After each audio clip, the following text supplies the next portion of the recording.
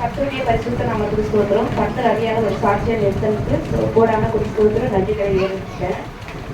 வெள்ளிக்கிழமை மாமியார் அம்மாவுக்கு அவங்களுக்கு இந்த ஒரு பிரச்சனை தான் வராமல் இருந்தது. அவங்க நைட்டு சாப்பிட்றது டைஜஷன் ஆகவே இல்லை. காலையில் பார்த்தா ரொம்ப சோர்வாக லூஸ் மோஷன் போயிட்டே இருக்குமா, நைட்டு ஃபுல்லாக ஃபீவராகவும் இருந்தது.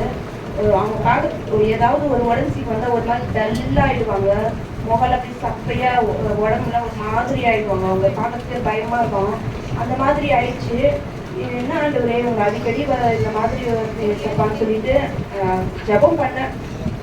நீங்கள் தான்ப்பா அவங்களுக்கு நல்ல ஒரு பரிபூர்ண ஒரு சுகத்தை கொடுக்கணுன்ட்டு.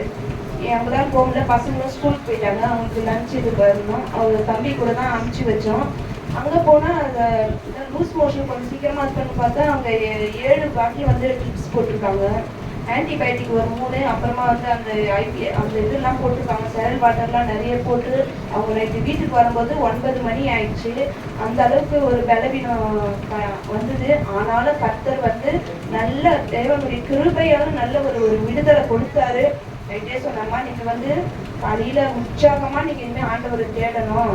நீங்கள் அப்போதான் நல்லா இருப்பீங்க. இப்போல்லாம் அடிக்கடி பலவீனம் வருதுன்னா ஆண்டவர் உங்களை தேட சொல்கிறாருன்னு சொல்லிட்டு காலையில் சீக்கிரமாக இருக்கணும். உடம்பு சரியில்லை, வர முடியாத, படுக்கக்கூடாதுன்னு சொல்லி சொன்னேன். ஆனால் எல்லாருக்கும் முன்னாடி அவங்க எழுந்து குடிச்சிட்டு ஆண்டவருடைய சமூகத்து வேற கர்த்தர் கிருபை செய்வார். ஆனால் இந்த ஒரு மாதம் ஃபுல்லாகவே அவருக்கு அந்த நைட்டில் அந்த மிஷின்லாம் ரெடி பண்ணுறாங்களாம்.